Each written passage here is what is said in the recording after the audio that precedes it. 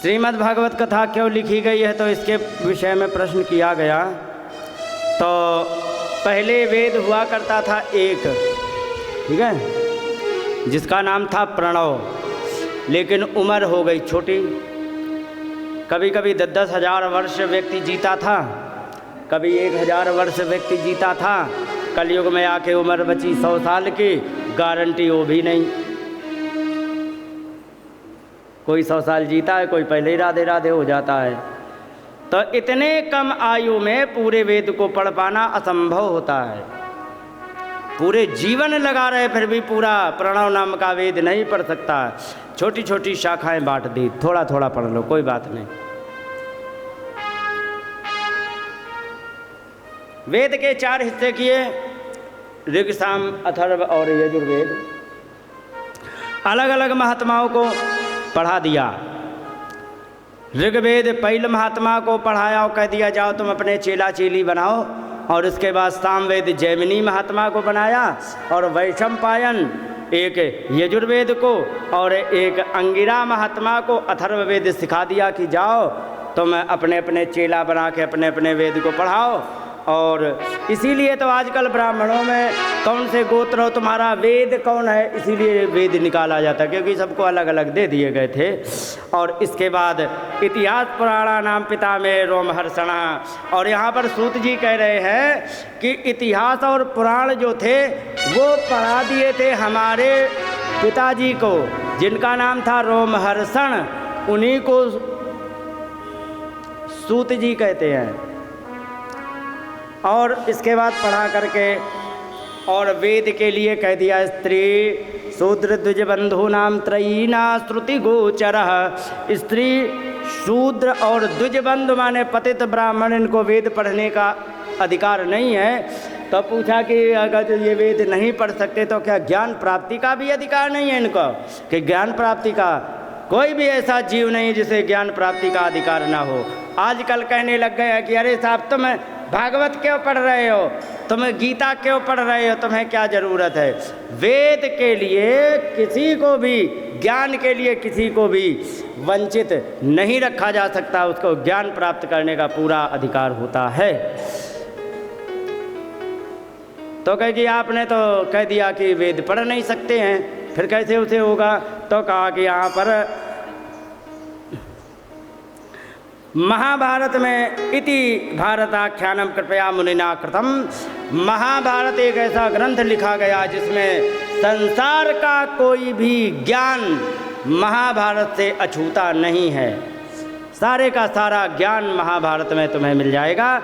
और इस प्रकार से जब उन्होंने बताया तो इसके बाद उन्होंने पुराण लिखे, 17 लिखे, और ऐसे ऐसे पुराण लिखे, आपको क्या बताया जाए, इतना ज्ञान है पुराणों में कि आपको क्या बताए। उदाहरण देते हैं, अंजलि ये बताओ, जब तुम्हारा ब्याह होगा तो देखने जाओगी, है ना, क्या देख लोगी, बताओ क्या देखोगी उसमें, अपने होने वाले हाफमैंड में, हाफमैंड होता है, क्या होता है, हस्बैंड होता है, हमने यानी हाफमैंड होता है, क्या देख लोगे, गिव मी आंसर प्लीज।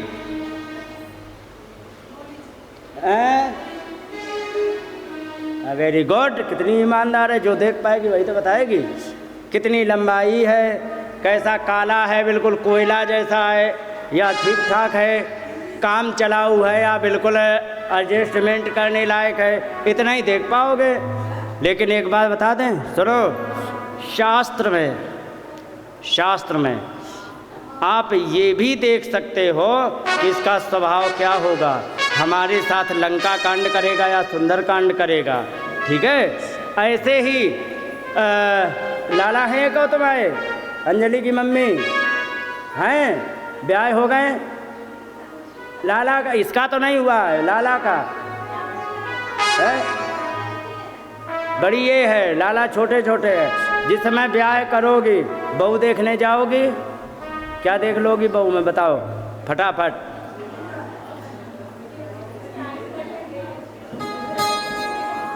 सही बात है। हाँ हाँ, और क्या, हाइट देख लोगी कैसी है, ये देख लोगी गोरी है काली है। और तुम्हें मैं बता दूं, सुनो, आपको सच बताएं, अगर जो ध्यान से सुनो तो एक तुम्हें बात बताएं बढ़िया थी, ठीक है।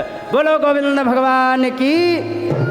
सुनो, अगर जो तुम्हें वास्तव में देखना आता है, आप चेहरा देख करके ये बता सकते हो कि ये हमारे घर में बहू बन के आएगी तो ये लक्ष्मी बढ़ाएगी या दरिद्रता बढ़ाएगी, ये हमारे घर में आएगी, ये लंका कांड करेगी या सुंदर कांड करेगी। मालूम है कैसे?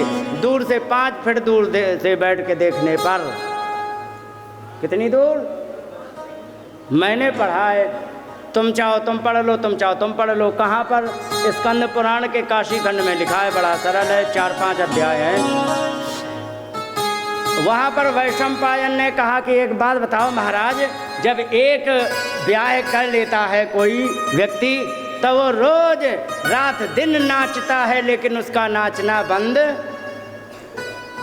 अब अगर जो रात दिन नाच करके और घर में पहुंच जाए, अगर जो पत्नी ने मुस्कुरा के उसको पानी पिला दिया तो उसकी आत्मा को शांति होती है कि नहीं? लेकिन अगर जो जाते ही जाते वो सास की चुगली करना शुरू कर देगी, देखो तो तुम चले जाते हो काम पे, वो हमें खाए जा रही। सच बताना, वो दिन भर का परेशान होके आया है, उसके मन में क्या बीतेगी? ये समझदारी है या नहीं है? तो ये बताओ, ऐसा कैसे हम करें जो कि हमारा ब्याह सफल हो जाए और हमें बड़ा सुख मिले? इसके लिए क्या करें? तब वहाँ पर इतना बढ़िया वर्णन किया गया है। चेहरा देख लो, चेहरे में सब कुछ लिखा होता है। हाथ दिखाई पड़ जाए, हाथ ऐसे पकड़ के देखोगे तो कहोगे अच्छा ये हमारा प्रारब्ध देख रहे। हम दूर से खड़े होकर स्कैन कर लेते हैं, बता देते हैं ये शूर्पणखा या लक्ष्मी देवी, समझ गए? और मैं नहीं जानता हूँ, उसमें से पढ़ा है, समझ रहे हो?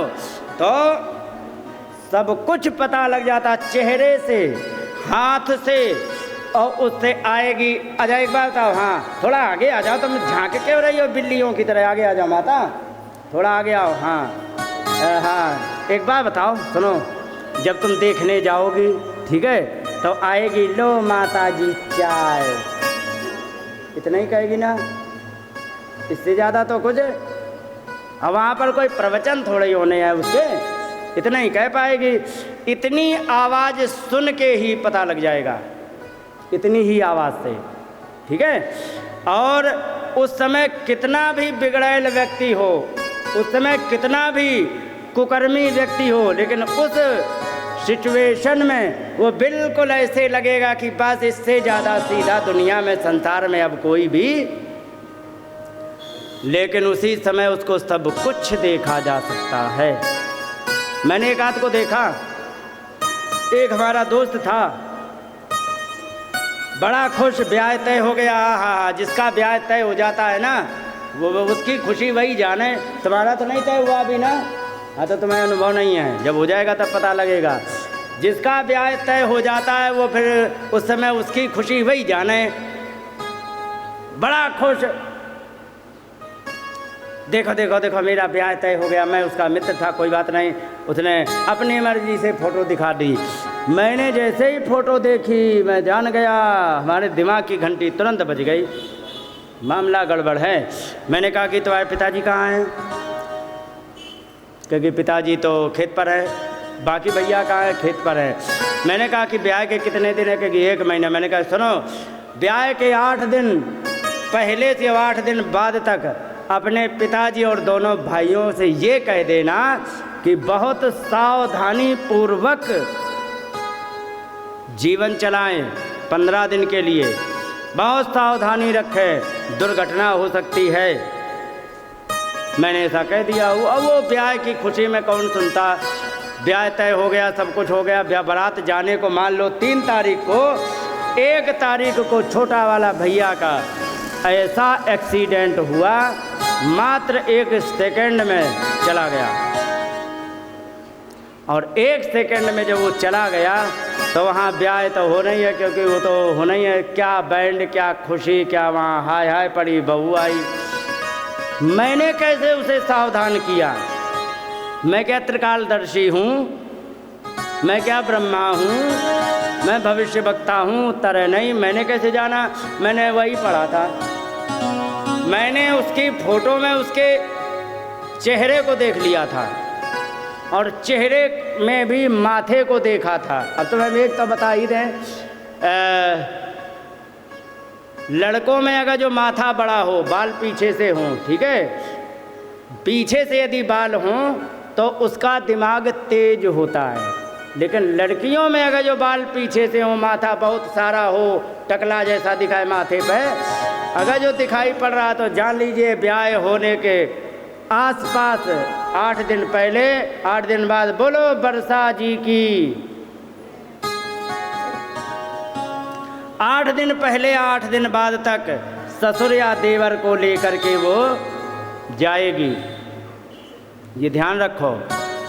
ये मैंने उसी में पढ़ा था और मैंने उसी को माथे में देख लिया था, और वही माथे में देखने के बाद मैंने प्रेडिक्शन कर दी थी। राजस्थान में नीम का थाना में एक बार एक लड़की खूब बढ़िया, इसकी तरह सुंदर देखने में, 22, 23, 25 साल तक की बढ़िया से, और उसको देख करके मैंने कहा कि ये बताओ क्या हो गया तुम्हारे, क्या हुआ था?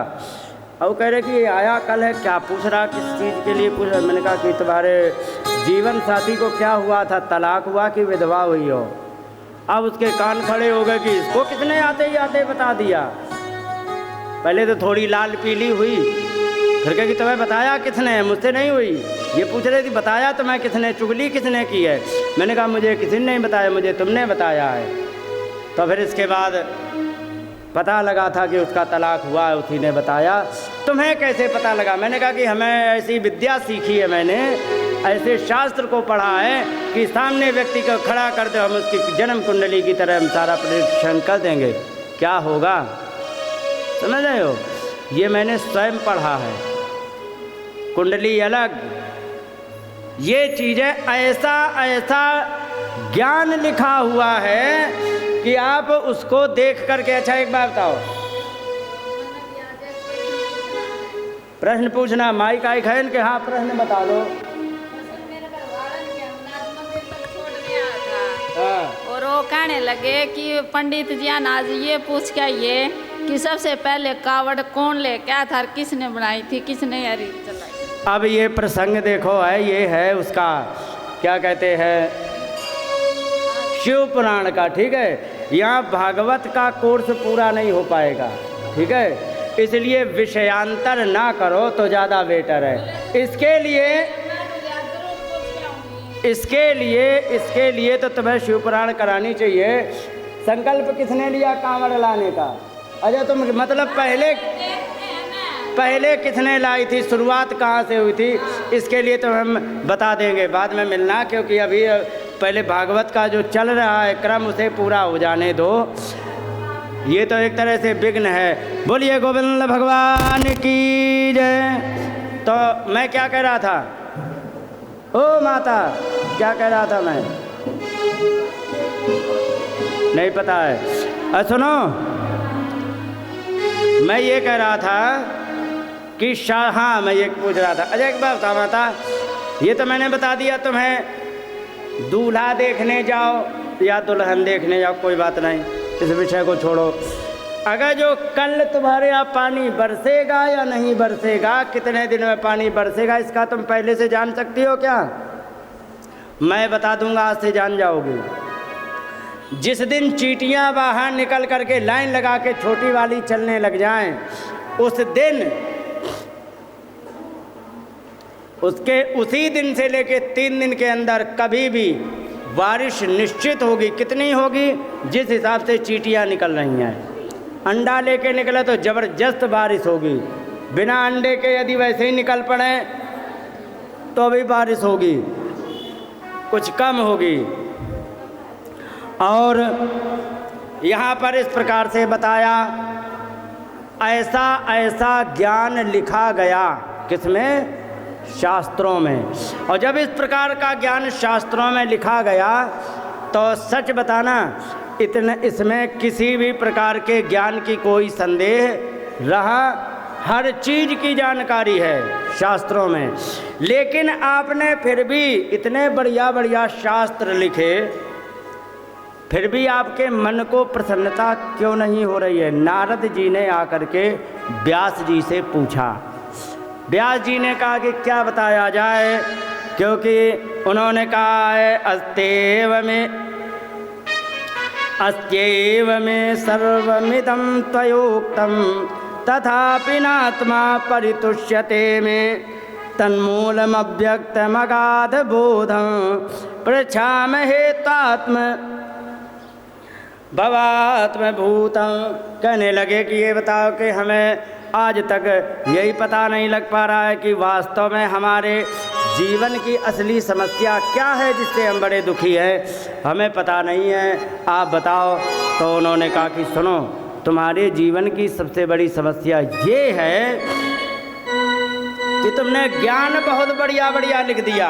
एक बात बताओ, अगर जो कोई व्यक्ति ज्ञानी बहुत हो, ठीक है, लेकिन घमंडी हो, तो सच बताना वो ज्ञानी अच्छा लगेगा? नहीं। अब अगर जो ज्ञानी बहुत हो, तुम्हारा मित्र बन करके तुमसे बातचीत करे, तुम्हें ज्ञान समझाए, तो अच्छा लगेगा?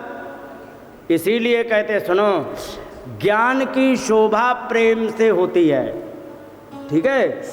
तुमने ज्ञान तो लिख दिया लेकिन प्रेम की कमी रह गई, तो प्रेम किससे? संसार में प्रेम करने योग्य कौन है? क्योंकि सबसे बढ़िया तो परमात्मा है। संसार के जीवों से भी यदि प्रेम करना है तो परमात्मा को ही आश्रित मान के कहते हैं। क्या कहते हैं कि सिया राम मैं सब जग जानी, करहूँ प्रणाम जोर जुग पानी। सीताराम में दे संसार को देख करके तभी तो प्रणाम करते हैं, वो भी परमात्मा के ही नाम पर करते हैं। लेकिन मुझे क्यों नहीं तृप्ति हो रही है, मुझे संतोष क्यों नहीं हो रहा इतना सब करने पर? उन्होंने कहा सुनो, तुमने सबका वर्णन किया, परमात्मा प्रेम का वर्णन तुमने नहीं किया है। और एक बात और बता दे, जिस चीज़ में परमात्मा का प्रेम या परमात्मा की चर्चा न हो ना, उसकी गारंटी ख़त्म हो जाती है। चाहे जीवन हो, चाहे किताब हो, चाहे गीत संगीत हो, ठीक है, उसकी गारंटी नहीं रहती है, ठीक है। आपने देखा होगा जब तुम्हारे ज़माने में गाना आते थे ना रेडियो में, तब रेडियो चलते थे, मिलो ना तुम तो हम घबराए, आते थे कि नहीं? मिलो तो आँख चुराए हमें क्या हो गया, आए कि नहीं? और फिर एक और गाने आए, कब? 2000 के आसपास, कथा हो जाने दो माता। फिर 2000 के आसपास गाने आए, मैं निकला गड्डी लेके, उत्थे मोड़ आया, दिल छोड़ आया, निकला कि नहीं? लेकिन सच बताना, पुराने गाने नए गाने आकर के ख़त्म हो गए कि नहीं? सारे के गाने ख़त्म हो गए। और फिर एक और नए नए आ गए, चिपका लो फेविकोल से, आया कि नहीं? वो भी ख़त्म हो गया ना, फेविकोल ख़त्म हो गया। लेकिन एक तुम्हें सबसे पुराना गीत सुनाते हैं, सुना चुका हूँ, सबसे पुराना गीत, फिल्म का नाम पूरब पश्चिम, ठीक है, picture quality black and white, उसका गीत सुनिए। ओम जय जगदीश हरे, स्वामी जय जगदीश हरे, भक्त जनों के संकट, दास जनों के संकट क्षण में दूर करे। ओम जय जगदीश हरे, सबसे पुराना गीत है, आज भी उतना ही मधुर है कि नहीं है? चाहे आज गाओ, चाहे आज के 1000 साल बाद गाया जाएगा, उतना ही मधुर रहेगा कि नहीं? अब फेविकोल वाला खत्म हो गया ना, इसके पीछे कारण क्या है? भगवान का नाम नहीं है। महाभारत में इसका उत्तर आया है। महाभारत में पूछा गया, ये बताइए कि ऐसी कौन सी चीज़ है जो कभी भी नष्ट ना हो? क्योंकि है, क्योंकि क्या तब वहाँ पर बताया गया है कि आदित्यस्योदयस्तात तांबूलम भारती कथा इष्टम मित्रम प्रिया भार्या नूतनानि दिने दिने। कहा गया कि सूर्य का उदित होना आपने बचपन में देखा था, सूर्य उदित होते देखा था ना, अब तब से लेके आज तक देख रही हो, ठीक है। क्या सूरज ने कभी रंग बदला कि कभी गुलाबी निकले हों, कभी नीले निकले हों? नहीं ना। लेकिन फिर भी जैसे बचपन में जब सूर्य निकलते थे आत्मा प्रसन्न हो जाती थी, वैसे ही आज होती कि नहीं? क्या सूर्य कभी पुराने लगे तुम्हें? कि हम लगातार वही देख रहे लेकिन कुछ नए तरीके के निकले? कभी किसी को सूर्य पुराने लगे हों बताओ? नहीं लगते हैं। सूर्य का उदित होना कभी भी किसी को पुराना जब भी निकलते हा लगता है कि पहली बार सूरज देखे, सच है कि नहीं? और तांबूलम, जो गुटखा खाने वाला व्यक्ति हो उसको तुम गुटखा खिलाओ अगर जो, तो हर एक गुटखा में उसको नया स्वाद लगता है, जबकि गुटखा एक ही है। रोटी से मन भर जाएगा, सब्जी से मन भर जाएगा, समोसा से मन भर जाएगा, लेकिन हर घंटे एक गुटखा वो खा लेगा, सच है कि नहीं? तो क्या अब हर घंटे में गुटखा का स्वाद नया हो जाता? उत्तर है नहीं। तो तांबूलम ये कभी भी पुराना नहीं पड़ता। और एक भारती कथा, भगवान की कथा जो होती है ये भी कभी भी पुरानी नहीं पड़ती है। इष्टम मित्रम, बहुत प्यारा मित्र हो वो पुराना नहीं पड़ता। प्रिया भार्या, वो पत्नी जो बहुत प्रेम करने वाली हो कभी पुरानी नहीं लगती। चाहे 70 साल की बुढ़िया क्यों ना हो जाए, वो उतनी ही अच्छी लगती जितनी पहले दिन अच्छी लगती थी।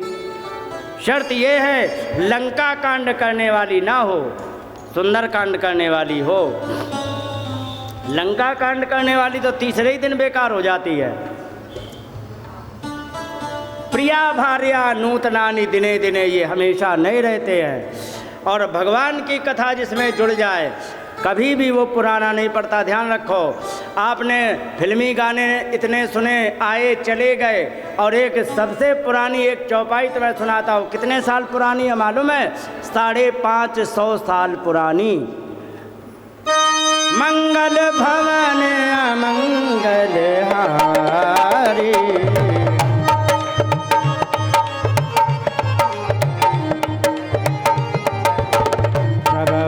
दशरथ अजिर बिहारी, प्रभु दशरथ।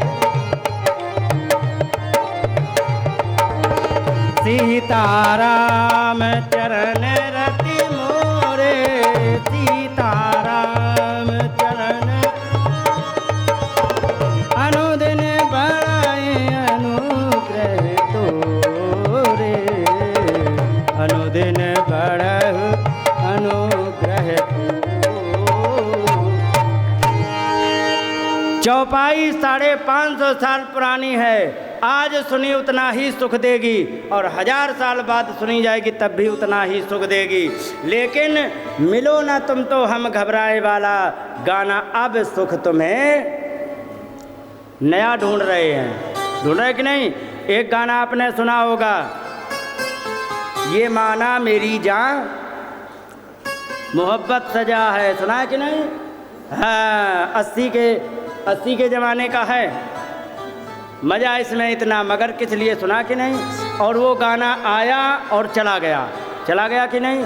लेकिन उसी की तर्ज में एक बढ़िया सा गीत तैयार किया गया, और वो हुआ 1996 के आसपास, और वो आज भी वो गीत जिंदा है। उसका पीछे का सबसे बड़ा कारण ये है कि उसी की तर्ज में पैरोडी बनाई गई, वो भगवान के नाम में बनाई गई। आपने सुनी है? वो नहीं सुनी है? सबने सुनी है, झूठ बोलती हो। यहाँ पर अरे द्वार पालो कन्हैया से कह दो, मिलने सुदामा गरीब आ गया है, मिलने सुदामा गरीब आ गया है। भटकते भटकते न जाने कहाँ से, भटकते भटकते न जाने कहाँ से, तुम्हारे महल के करीब आ गया है तुम्हारे महल के, करीब आ गया है तुम्हारे महल के, करीब आ गया। सुना है कि नहीं? आज भी चल रहा कि नहीं? और ओरिजिनल 5 साल में गायब हो गया। क्यों हो गया? क्योंकि उसमें भगवान का नाम नहीं था और इसमें अरे द्वारपालो कन्हैया शब्द जुड़ गया। आज भी जिंदा है कि नहीं? क्यों जिंदा है? क्योंकि इसमें भगवान का नाम जुड़ गया है। और जिसमें भी तुम्हारे जीवन में भगवान का नाम, सच बताना, मीराबाई को तुम जानती हो क्या माता? जानती हो ना? सुना तो है। क्या तुम्हारे घर में गेहूं दे जाती थी कि लो तुम खाओ?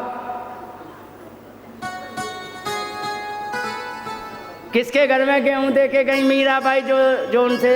अच्छा, जानते कितने लोग हैं? कितने लोग हाथ खड़ा करके बताओ, कितने लोग मीरा जी को जानते हैं? लेकिन कितने लोगों के घर में गेहूं दे के गई? उत्तर है किसी के यहाँ नहीं। फिर क्यों जानते हैं? क्योंकि उनके जीवन में भगवान का नाम जुड़ गया, इसलिए आज जानते हैं। समझ गए? नहीं तो जाने कितने आए मक्खी मच्छर की तरह राधे राधे होके चले गए। सच है कि नहीं? लेकिन मीराबाई आज भी अमर है क्योंकि उन्होंने अपने जीवन में परमात्मा को धारण किया और जहाँ परमात्मा आ जाते हैं वो अमर हो जाती है। सच बताना, ये खेत है तुम्हारा बगल का, ठीक है? इस खेत में आज तो खेत है, 10 साल बाद कौन गारंटी लेता कि ये खेत ही बना रहेगा? प्लाट बन सकता है, ठीक है? बढ़िया कीमत निकल आई तो होटल बनाया जा सकता है, पेट्रोल पंप लगाया जा सकता, लेकिन ये मंदिर भगवान के नाम पर हो गया। 100 साल बाद कोई से तोड़ करके होटल बनाएगा, लेकिन खेत क्यों? क्योंकि इसके साथ भगवान का नाम जुड़ गया है, इसलिए ये अमर हो गया। समझ गए? जिसके भी साथ भगवान का नाम जुड़ेगा वो अमर हो जाएगा, और जिसके जीवन में भगवान का नाम खत्म, मक्खी या मच्छर मान लो, तो तुम कब आया कब गया कुछ पता नहीं। व्यास जी, तुमने सब कुछ बढ़िया लिखा है, ज्ञान अच्छा लिखा है, सब कुछ ठीक किया, लेकिन तुमने भगवान के नाम की, मतलब भगवान के नाम को तुमने महत्व तो नहीं दिया। बीच में भगवान आ गए तो कह दिया, लेकिन वास्तव में भगवान के लिए तुमने कुछ ऐसा किया, ऐसा कुछ भी नहीं है। इसलिए आपको सबसे बढ़िया उपाय यही है। आपने कवि सम्मेलन सबने सुने होंगे, टीवी पे आते बढ़िया बढ़िया कविताएं सुना के चले जाते, सुने ना? लेकिन सच बताना, अगर जो कवि सम्मेलन में कवि कविता करके चला जाता है, कोई ऐसा व्यक्ति है जो उसकी कविता को टाइपिंग करके धर ले, वाह वाह वाह क्या बात है, ये भविष्य में काम आएगी? कोई ने लिखी? नहीं लिखी, क्योंकि उसकी कोई तुरंत के लिए थी, मनोरंजन के लिए। लेकिन एक कवि हुए हैं इलाहाबाद के, माता जी आपने सुना है बिंदु जी को? बिंदु जी के भजन हुआ करते थे, बहुत से लोगों ने सुना होगा। वे बिंदु जी के भजन ऐसे नहीं थे, वे कवि सम्मेलन में गाए हुए भजन थे। बस अंतर इतना है कि लोग किसी की जुल्फों में के लिए बना देते हैं, उन्होंने भगवान के लिए बना दिए थे। और वे आज के 200 साल पुराने कवि सम्मेलन में गाए हुए, कविता किए हुए भजन आज भी उनके रखे हैं। एक किताब आती है मोहन मोहनी, आपने एक गीत सुना होगा कि यदि नाथ का नाम दयानिधि है तो दया भी करेंगे कभी न कभी। यदि नाथ का नाम दयानिधि है तो दया भी करेंगे कभी। यदि नाथ का नाम दयानिधि है, यदि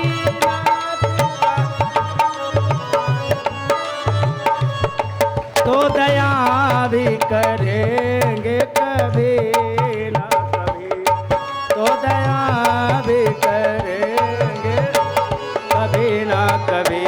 दुख हारी हरि दुखिया जन दुख क्लेश हरेंगे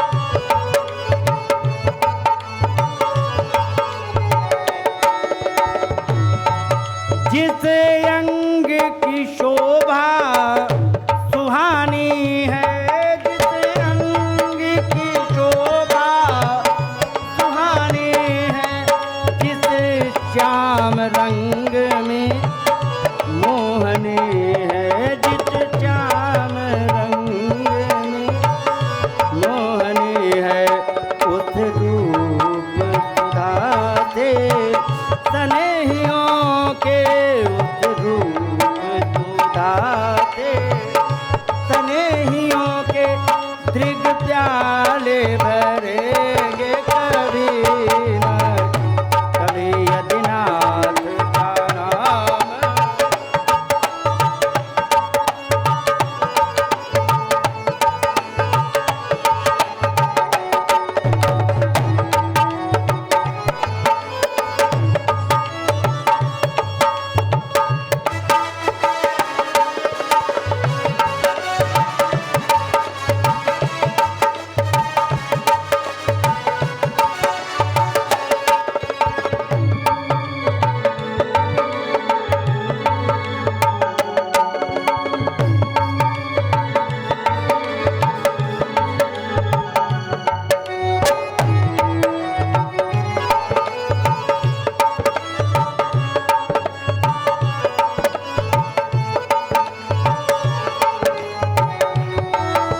जहाँ गीत निषाद का आदर है, जहाँ गीत निषाद का आदर है, जहाँ व्याध अजामिन का घर है, जहाँ व्याध अजामिन का घर है, वही वेश बना के उसी घर में, वही वेश बना के उसी घर में हम जा ठहरेंगे कभी न कभी यदि नाथ का।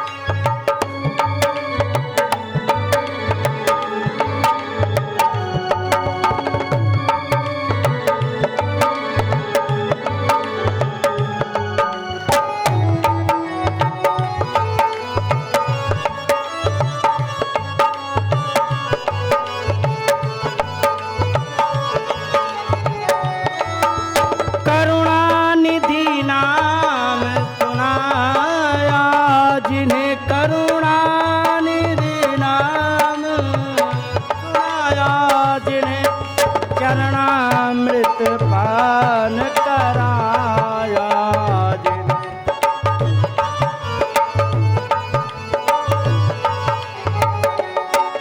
करणामृत पान कराया जिन्हें, सरकार अदालत में वो गवाह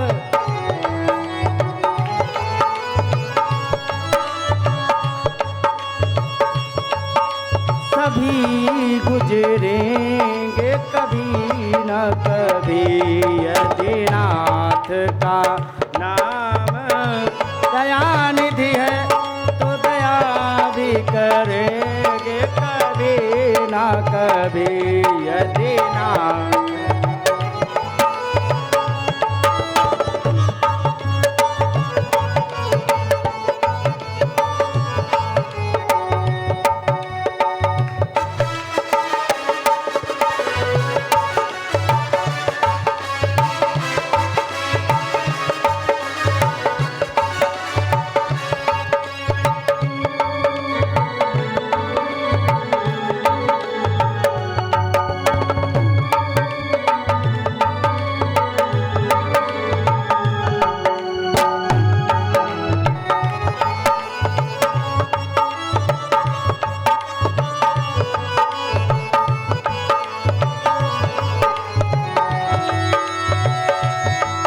हमें द्वार पे आपके आके खड़े, हमें द्वार पे आपके आके खड़े, मुद्दत से जिद पर है अड़े।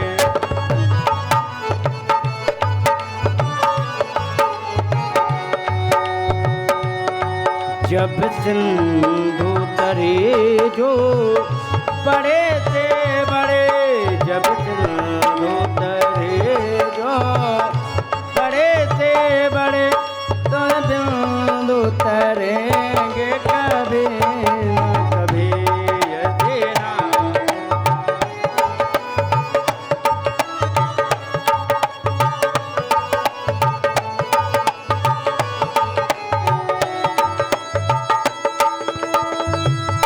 यदि नाथ का नाम दयानिधि है, यदि नाथ का नाम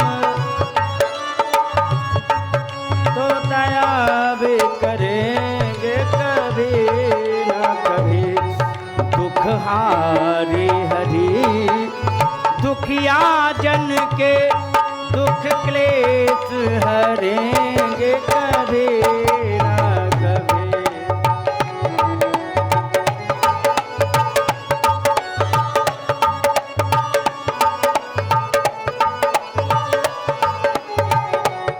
यदि नाथ का नाम दयानिधि है तो दया भी करेंगे कभी ना कभी। यदि नाथ का नाम दयानिधि है तो दया भी करेंगे कभी ना कभी। तो दया भी करेंगे कभी ना कभी। तो दया भी करेंगे कभी ना।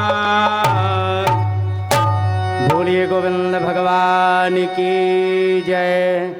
आज के 200 साल पहले बनाया हुआ ये भजन, कवि सम्मेलन में सुनाया हुआ भजन आज भी अमर है। क्यों है? क्योंकि इसमें भगवान का नाम जुड़ गया। नहीं तो जाने कितनी कविताएं बनी और चली गई, हजारों करोड़ों की संख्या में। तो कहने का मतलब ये है, जिसके पीछे भगवान का नाम जुड़ जाएगा हमेशा के लिए अमर हो जाएगा। चाहे तुम्हारा जीवन हो, चाहे गीत हो, चाहे संगीत हो, चाहे कविता हो। सच है कि नहीं? और जिसमें नाम जुड़ जाएगा, सच बताना, भगवान का नाम जुड़ जाएगा, तो क्या इसको अपवित्र जगह पर इसको गा सकते हैं? और जो व्यक्ति इसको गाएगा उसके लिए आदर की दृष्टि होगी कि नहीं? हाँ, तो यही चीज़ें होती है। भगवान के नाम का एक फिल्मी गाना गाए और एक भगवान के का भजन गाए, क्या मतलब है? दोनों में चरित्र का अंतर है। समझ गए? बहुत कुछ होता है। तो कहने का मतलब ये है, जीवन में जिसके भगवान का नाम जुड़ गया उसके जीवन में कल्याण ही कल्याण हो जाता है। और इसके बाद यहाँ पर भगवान ने, नारद जी ने अपने पूर्व जन्म के पूर्व चरित्र की कथा श्रवण कराई, भगवान के नाम की महिमा को श्रवण कराया और बताया उन्होंने कैसे मैं दासी के पुत्र से आज नारद बना हूँ। बोलिए गोविंद भगवान की जय। रास बिहारी सरकार की जय। श्री राधा वल्लभ लाल की